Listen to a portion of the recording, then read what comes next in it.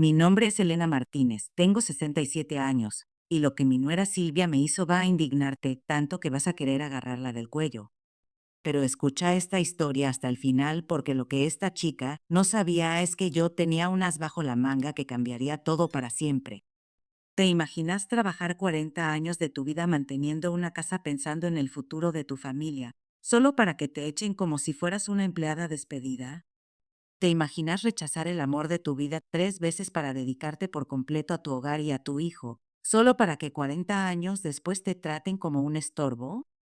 Porque eso es exactamente lo que me pasó a mí. Era un martes 15 de marzo cuando volví de cuidar a mi hermana Rosa en La Plata.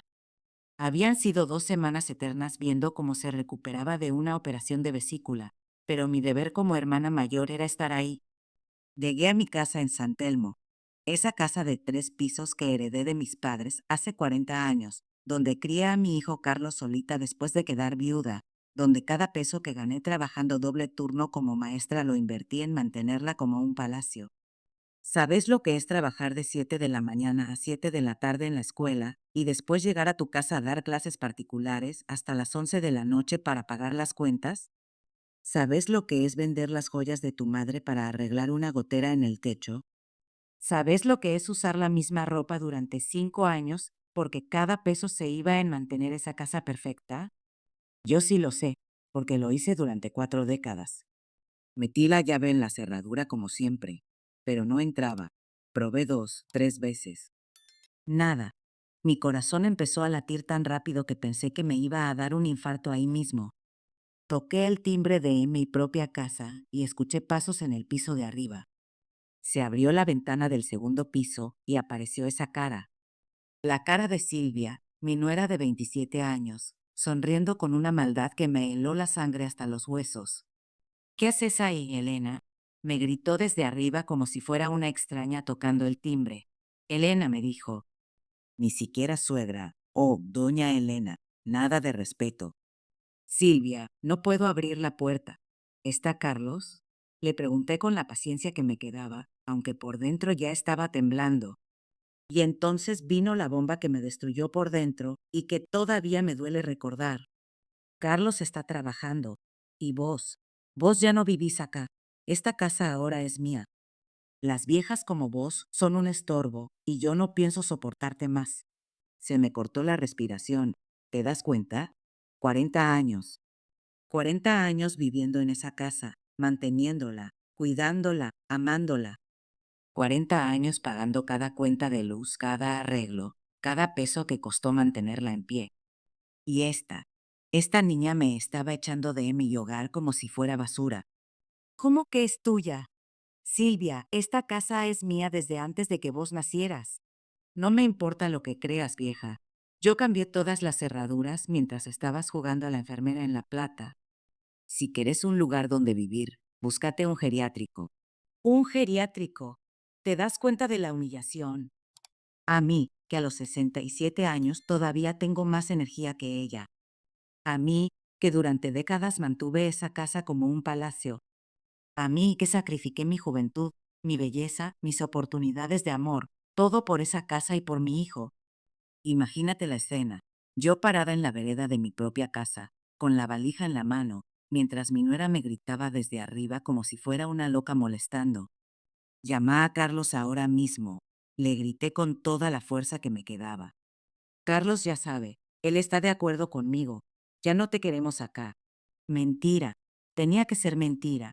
Mi Carlos, el hijo que crié con tanto amor después de que su padre muriera cuando él tenía apenas 8 años.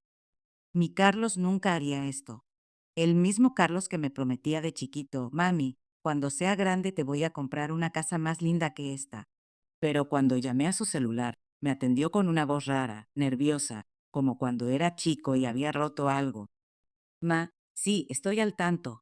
Silvia me explicó todo. Vos sabés que las cosas han estado tensas últimamente. ¿Tensas? ¿Tensas porque yo no dejaba que su mujer tirara a la basura los muebles de mi madre? ¿Tensas porque no me gustaba que pusiera música a todo volumen hasta las 3 de la mañana en mi casa? ¿Tensas porque yo seguía opinando en mi propio hogar? Carlos Martínez, no me digas que estás de acuerdo con esto.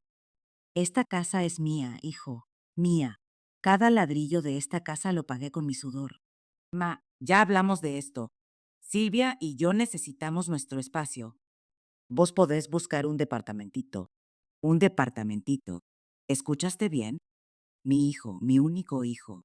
El hijo por el que trabajé como una bestia durante 25 años para darle una educación universitaria, me estaba sugiriendo que me fuera de la casa donde lo crié, donde le enseñé a caminar, donde le curé cada fiebre, donde trabajé doble turno como maestra para pagarle la universidad de ingeniería. ¿Vos qué harías en mi lugar? ¿Te irías callada como una oveja? ¿Aceptarías que te traten así después de una vida entera de sacrificios? Yo corté el teléfono y me senté en el escalón de mi puerta, viendo cómo los vecinos empezaban a asomarse por las ventanas. La vergüenza me quemaba la cara como fuego. Doña Mercedes, la del kiosco de la esquina, se acercó con cara de no poder creer lo que estaba viendo. Elena, ¿qué pasa? ¿Por qué estás acá afuera? No podía hablar. Las lágrimas me salían solas como si hubiera abierto una canilla. 40 años de sacrificios para que una chica que conocía apenas hace 3 años me echara de mi propio hogar como si fuera una intrusa, como si fuera una vieja molesta que no servía para nada. Pero lo que Silvia no sabía, lo que ni siquiera mi propio hijo sabía, es que esta vieja tenía información que iba a cambiar esta situación de una manera que jamás se imaginaron. ¿Te das cuenta? Durante años me habían tratado como si fuera una carga, como si fuera una pobre vieja que dependía de la caridad de su hijo. Pero la realidad era muy, muy diferente. Escucha hasta el final porque lo que viene te va a dejar con la boca abierta. Pero para que entiendas bien por qué lo que me hicieron fue tan grave, tengo que contarte desde el principio cómo llegamos a este momento, porque necesitas entender el nivel de sacrificio que esta mujer pisoteó en 5 minutos de crueldad pura. ¿Te imaginas dedicar 40 años de tu vida a una sola cosa? 40 años levantándote todos los días pensando en cómo mejorar, cómo mantener, cómo cuidar algo que amas más que a tu propia vida. Era 1983 cuando heredé esta casa de mis padres. Una casa tradicional de San Telmo, construida en 1920, con esos techos altos, esas paredes gruesas, ese patio interno con las plantas que cuidaba mi mamá como si fueran sus hijos. Papá trabajó toda su vida como empleado del correo argentino para pagar esa casa. Mamá cosía para afuera hasta altas horas para ayudar con los gastos. Cuando ellos murieron con un año de diferencia, yo me prometí algo que cambiaría mi vida para siempre. Esa casa iba a seguir siendo el hogar familiar perfecto, pasara lo que pasara. ¿Sabes lo que significa esa promesa? Significa que durante 40 años, cada peso que gané, cada decisión que tomé, cada sacrificio que hice, fue pensando en esa casa. Carlos tenía 8 años cuando murió mi esposo Roberto en un accidente de trabajo. Un andamio que se desplomó en una obra donde él trabajaba como electricista. De un día para el otro me quedé viuda con un hijo chiquito y una casa enorme que mantener con el sueldo de maestra de escuela primaria en 1985. ¿Sabes lo que es llegar a fin de mes con 15,000 pesos cuando el gas te sale 8,000 y la luz 4,500? ¿Sabes lo que es vender las joyas de tu mamá, las únicas cosas de valor que tenías, para arreglar una pérdida de agua en el techo? ¿Sabes lo que es ir a trabajar con la misma ropa durante 2 años porque no podés gastarte ni un peso en vos misma? Escucha bien esto. Durante 20 años, desde que quedé viuda hasta que Carlos se recibió, no me compré ni un vestido nuevo, ni uno. Todo, absolutamente todo lo que ganaba iba para esa casa y para que Carlos no se diera cuenta de lo que estábamos pasando. Trabajaba en la Escuela Nacional, Buenos Aires de 7 de la mañana a 1 de la tarde. Después almorzaba rápido y daba clases particulares en mi casa de 3 a 7. Y después, cuando Carlos se acostaba, corregía exámenes y preparaba clases hasta las 11 de la noche. Todos los días. Durante años. Los sábados limpiaba la casa de arriba a abajo. Los domingos lavaba, planchaba y cocinaba para toda la semana. No había descanso. No había tiempo para mí. No había nada que no fuera trabajo, casa y Carlos. ¿Y sabes qué? Rechacé 3 propuestas de matrimonio. 3 hombres buenos que me querían de verdad, pero yo no podía concentrarme en otra cosa que no fuera mi hijo y mi hogar. El primero fue don Eduardo, un viudo de la ferretería de Defensa. Me llevaba flores todos los viernes durante 2 años, un hombre trabajador, con casa propia, que adoraba a Carlos como si fuera su hijo. Elena, me decía, yo te voy a cuidar a vos y al nene. No vas a necesitar trabajar tanto. Pero le dije que no porque sentía que traicionaba la memoria de Roberto y además no quería que ningún hombre sintiera que tenía derecho sobre la casa de mis padres. El segundo fue el profesor Ramírez, que daba clases en la escuela secundaria del barrio. Me cortejó durante un año entero. Me invitaba al cine, me traía libros, me decía que éramos el complemento perfecto. Era un buen hombre, educado, que podría haberme dado una vida tranquila. Pero otra vez dije que no, primero mi hijo, pensaba, primero mi casa. El tercero fue don Miguel, el dueño de la panadería de la esquina. Un hombre próspero que me ofrecía mudarme con Carlos a una casa más grande en Belgrano. Elena, deja de matarte trabajando. Yo te voy a dar todo lo que necesitas. ¿Te das cuenta? Una vida más fácil, una casa más grande, menos preocupaciones. Pero otra vez dije que no porque esta casa era sagrada para mí. Carlos creció viendo ese sacrificio. Él sabía que cuando sus amigos se iban de viaje en las vacaciones de invierno a Bariloche, nosotros nos quedábamos porque no había plata. Él sabía que cuando se le rompían las zapatillas, yo las arreglaba con pegamento y parches antes de comprar unas nuevas. Pero también sabía que en esa casa nunca le faltó comida caliente, ropa limpia y todo el amor del mundo. Mami, me decía cuando tenía 10 años, cuando sea grande te voy a comprar una casa más linda que esta. Y yo le respondía, no, mi amor, esta casa es perfecta. Lo único que quiero es que vos seas feliz y que algún día traigas a tus hijos acá para que conozcan dónde creció su papá. ¿Te imaginas? Yo ya estaba soñando con mis nietos corriendo por el patio donde había jugado Carlos. Cuando Carlos terminó ingeniería en la Universidad de Buenos Aires, consiguió un buen trabajo en una empresa de construcción. Ahí fue cuando empezó a traer plata a casa, y yo pensé que finalmente íbamos a poder vivir tranquilos. Él insistía en pagar todas las cuentas, en arreglar todo lo que hacía falta. Ma, ahora me toca a mí cuidarte, me decía. Vos ya sufriste suficiente. Durante 10 años fuimos un equipo perfecto. Carlos en el primer piso, yo en el segundo, y el tercero lo usábamos para guardar cosas y tender la ropa. Los domingos cocinábamos juntos ese guiso que le gustaba desde chiquito. Los sábados íbamos al mercado de San Telmo a caminar entre los anticuarios y él me compraba algún adorno para la casa. Éramos felices. Hasta que apareció Silvia. La conoció en el gimnasio del barrio en febrero del 2021. Una chica linda, eso no lo puedo negar. Flaca, alta, con esos rulos rubios que seguramente no eran naturales, pero que le quedaban bien. Estudiaba diseño gráfico y trabajaba por su cuenta haciendo logos y páginas web. Una chica moderna, pensé. Al principio me cayó bien. Era educada, me ayudaba a poner la mesa, me preguntaba por las plantas del patio. Carlos estaba ciego de amor, como todos los hombres cuando se enamoran. La traía a cenar 3 veces por semana y yo cocinaba para los tres con gusto. Ay, Elena, qué rica que está la comida, me decía. Tenés que enseñarme a cocinar así. Pero después de 6 meses las cosas empezaron a cambiar. Sutilmente, de a poquito, como hace la gente manipuladora que sabe exactamente lo que está haciendo. Primero fueron comentarios al pasar. Elena, ¿no te parece que esta casa es muy grande para ustedes dos? Debe ser un trabajo terrible mantenerla. Oh, Elena, estos muebles son muy antiguos. ¿No te parece que necesitan renovación?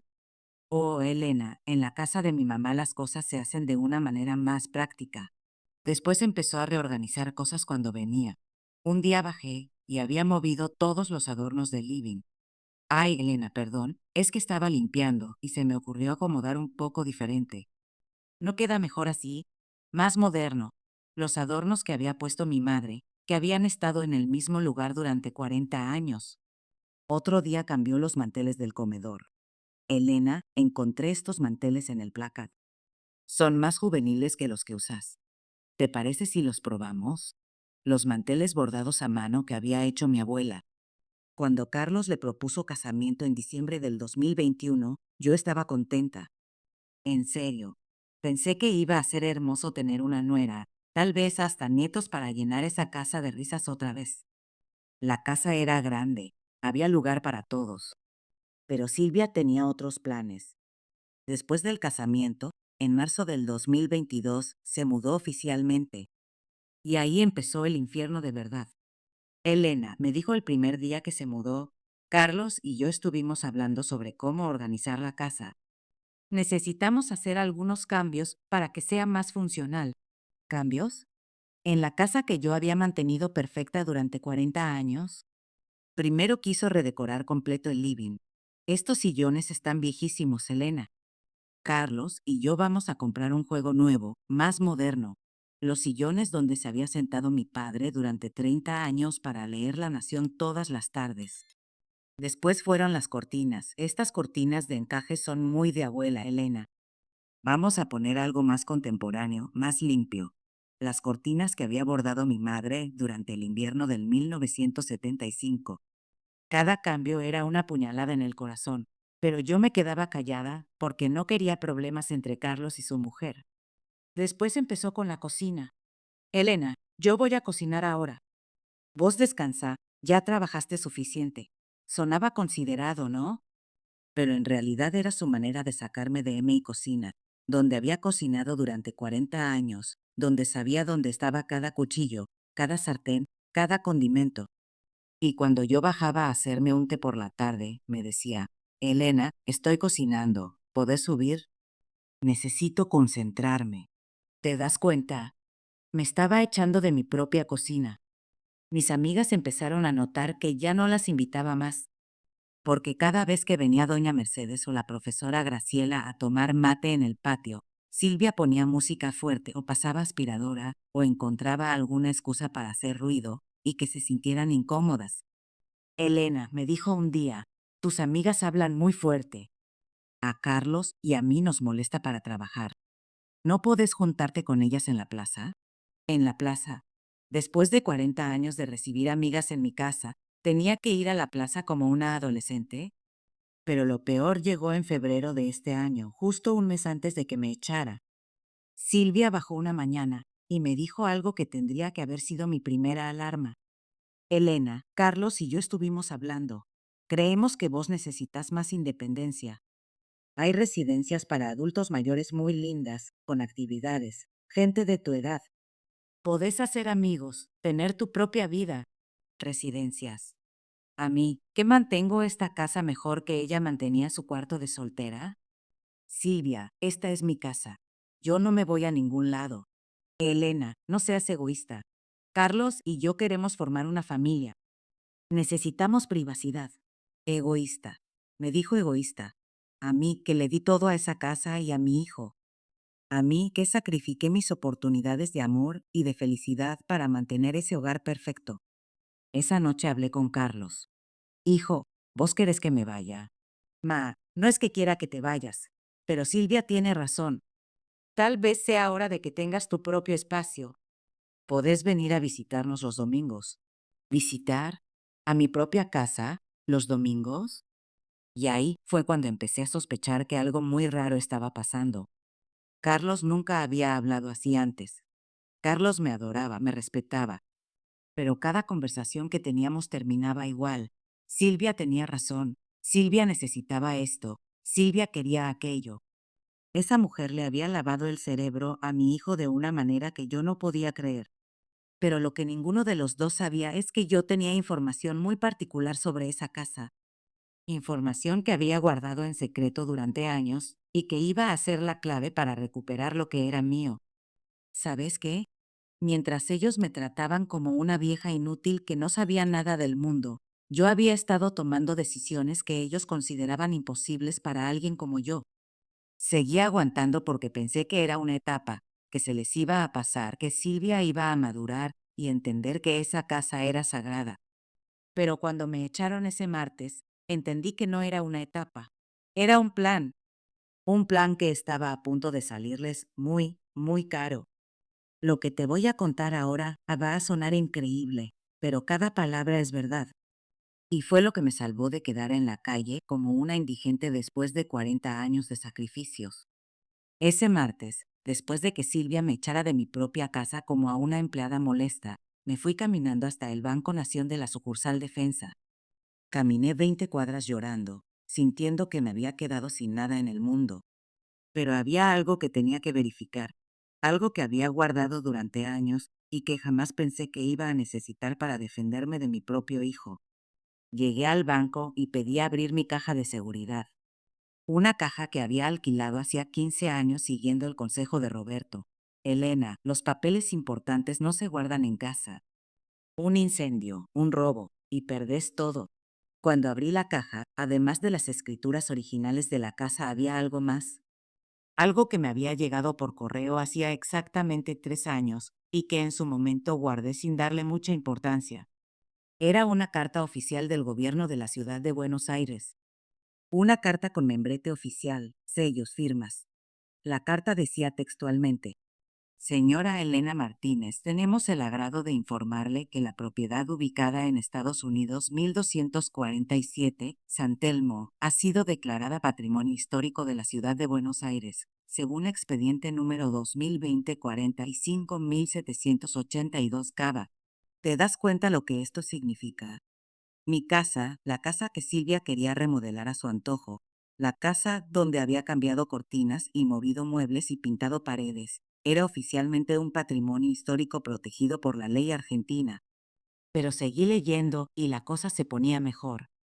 El segundo párrafo explicaba las implicaciones legales. Cualquier modificación, cualquier cambio, cualquier alteración en la estructura, decoración o distribución original de la propiedad necesita autorización previa escrita del Ministerio de Cultura de la Ciudad de Buenos Aires. Y el tercer párrafo era la bomba. Solo el propietario registral está autorizado legalmente a solicitar dichos permisos.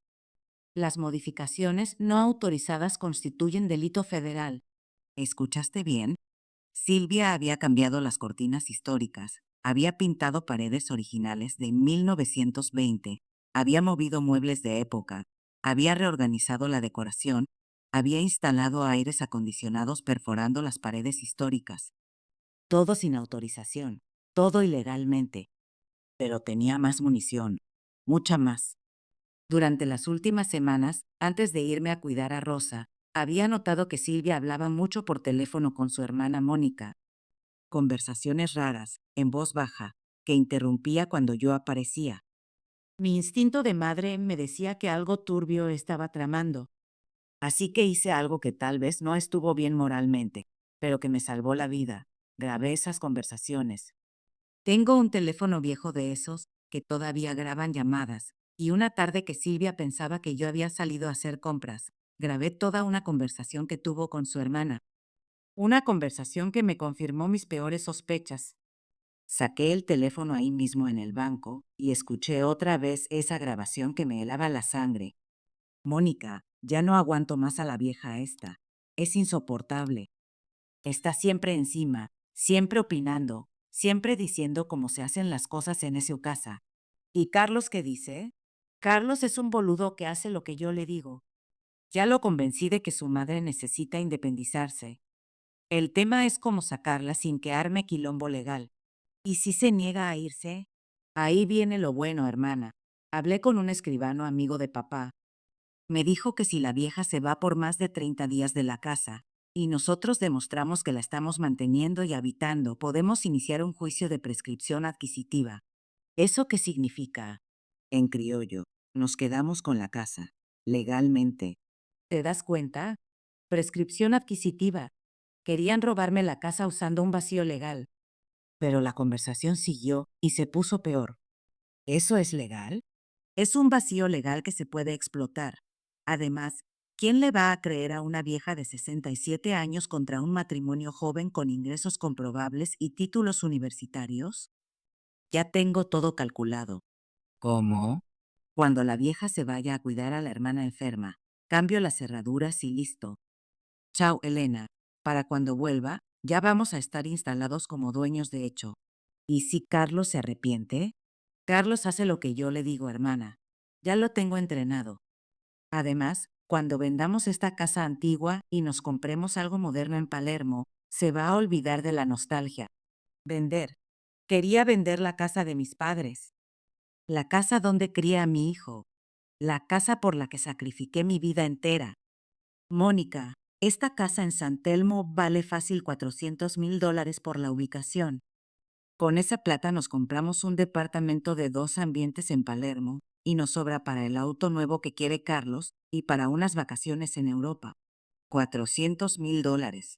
El precio de 40 años de mi vida, de la memoria de mis padres, de cada sacrificio que había hecho, de cada peso que había invertido, de cada lágrima que había derramado manteniendo esa casa perfecta. Pero Silvia había cometido errores fatales. No sabía que la casa era patrimonio histórico. No sabía que venderla requería permisos especiales que solo yo podía solicitar. No sabía que yo tenía grabaciones de su plan criminal. Y no sabía que esta vieja ignorante conocía las leyes mejor que ella. Al día siguiente llamé al doctor Luis Fernández, el escribano que me había ayudado cuando murió Roberto. Un hombre honesto, de la vieja escuela, que conocía todas las leyes de propiedad como la palma de su mano. Elena, me dijo después de escuchar toda la historia y las grabaciones, esta chica no sabe dónde se metió. Cometió varios delitos graves. ¿Qué delitos, doctor? Primero, cambiar las cerraduras de una propiedad que no es tuya es usurpación, artículo 181 del Código Penal. Segundo, modificar un patrimonio histórico sin autorización son delitos federales con multas de hasta 500,000 pesos. Tercero, las grabaciones que tenés son prueba suficiente de conspiración para cometer fraude inmobiliario. ¿Qué puedo hacer, doctor? Mañana mismo vamos a la comisaría a hacer la denuncia penal. Después vamos al juzgado civil a iniciar el desalojo por usurpación. Y finalmente, llamamos a Patrimonio Histórico para que venga a inspeccionar las modificaciones no autorizadas. Era jueves cuando empezamos con todos los trámites legales. Para el viernes ya teníamos la orden judicial de desalojo inmediato y la citación de Patrimonio Histórico para el lunes siguiente. El sábado me quedé en un hotel pensando en todo lo que había pasado. 40 años de sacrificios, 40 años de amor incondicional, 40 años manteniendo una casa perfecta para que una manipuladora de 27 años me echara como basura.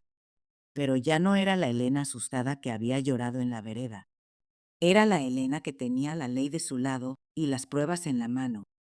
Llegó el momento de la confrontación final. Y te aseguro que fue épico.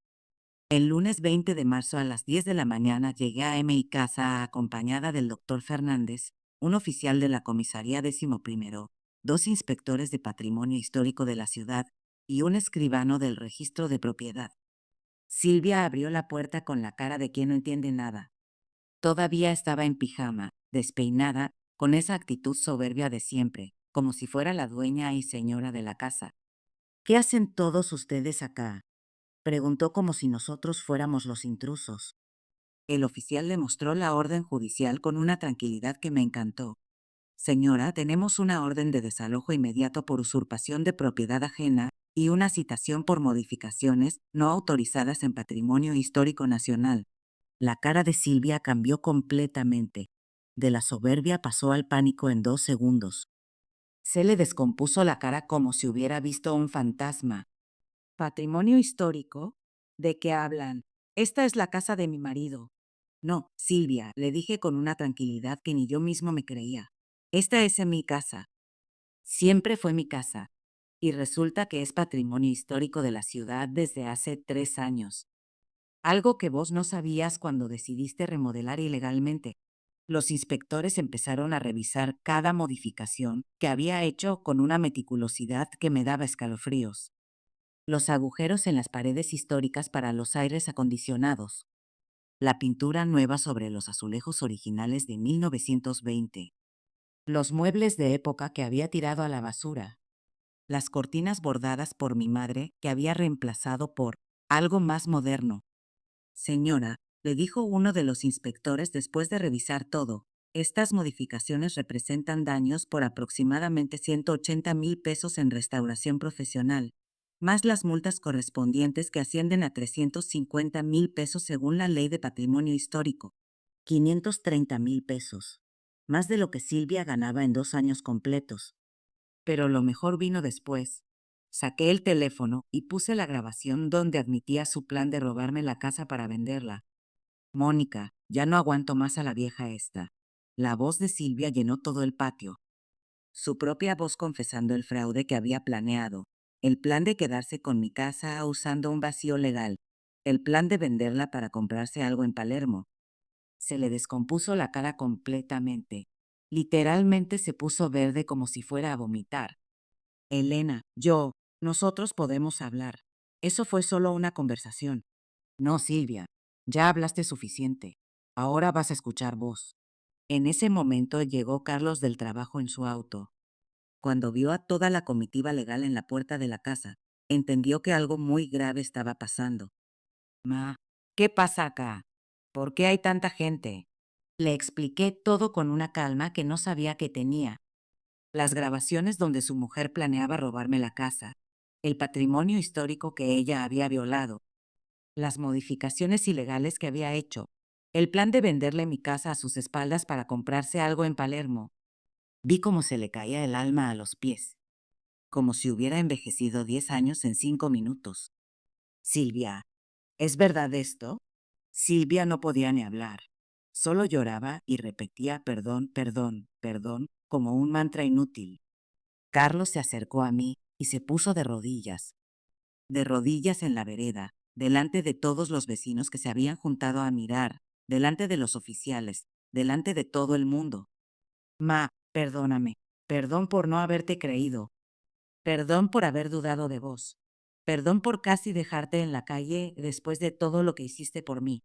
Ese momento, ese momento me rompió el corazón y me lo curó al mismo tiempo. Mi hijo volvía a ser mi hijo. Silvia tuvo que mudarse esa misma tarde, no a Palermo, como había soñado, sino de vuelta a la casa de sus padres en Caballito con sus valijas y su vergüenza. Carlos inició los trámites de divorcio una semana después. Pero la historia no termina ahí. Lo que pasó después me cambió la vida de una manera que nunca esperé. Hoy, 8 meses después, mi casa está restaurada completamente. El gobierno de la ciudad me dio un subsidio de 400,000 pesos para reparar todos los daños que había causado Silvia y para mantener la casa como patrimonio histórico. Ahora tengo una placa en la puerta que dice Casa Histórica, Familia Martínez, 1920. Carlos volvió a vivir conmigo, pero ahora con un respeto y una gratitud que antes daba por sentado. Todos los días me pregunta si necesito algo, me ayuda con las compras, me acompaña al médico, me dice que me quiere y que está orgulloso de tener una madre tan valiente. Y Silvia. Bueno, Silvia todavía está pagando las multas a cuotas. 530,000 pesos que va a tardar 8 años en terminar de pagar. Además, quedó con antecedentes penales por usurpación y daño a patrimonio histórico, así que no puede conseguir trabajo en nada relacionado con diseño para el gobierno. Pero lo más importante que aprendí en todo esto no tiene que ver con la venganza, tiene que ver conmigo. Me di cuenta de que durante años había permitido que me trataran mal porque creía que eso es lo que hace una buena madre. Creía que una buena madre aguanta todo, perdona todo, acepta todo con tal de mantener la familia unida. Pero no es así. Una buena madre también enseña con el ejemplo que nadie, tiene derecho a faltarle el respeto solo porque puede hacerlo. Ahora doy charlas en centros de adultos mayores contando mi historia. Les digo a otras mujeres de mi edad que no es demasiado tarde para defenderse, que no es demasiado tarde para valorarse, que no es demasiado tarde para decir, basta. La semana pasada, una señora de 72 años que había escuchado mi charla me llamó llorando. Elena, me dijo, mi hijo me trata igual que el tuyo te trataba a vos. Pero ahora sé que no tengo que aguantarlo. Ahí entendí cuál era mi verdadero propósito. No era solo recuperar mi casa, era ayudar a otras mujeres a recuperar su dignidad. La moraleja de esta historia es simple pero poderosa. Nunca subestimes a una mujer que luchó toda su vida por lo que ama. Podés quitarle muchas cosas, pero cuando tocas lo que más ama, ahí descubrís de qué está hecha realmente. Mi casa sigue siendo mi casa. Mi hijo volvió a ser mi hijo. Mi dignidad está intacta. Y mi historia ahora ayuda a otras mujeres a defenderse. ¿Sabes qué es lo más lindo de todo? Que ahora, a los 67 años, por primera vez en mi vida me siento completamente libre. Libre de aguantar maltratos. Libre de aceptar faltas de respeto. Libre de permitir que alguien me haga sentir que soy un estorbo. ¿Qué te pareció esta historia? ¿Te identificaste con algo de lo que pasé? Contame de qué ciudad de Argentina me estás escuchando y si conoces casos similares en tu familia o en tu barrio. Porque al final, lo que realmente importa no es cuánto aguantes, sino cuánto te valores. Y a veces hay que pelear para que otros aprendan a valorarte también. Y recordá, nunca es demasiado tarde para defenderte. Nunca es demasiado tarde para decir, basta. Nunca es demasiado tarde para recuperar tu dignidad.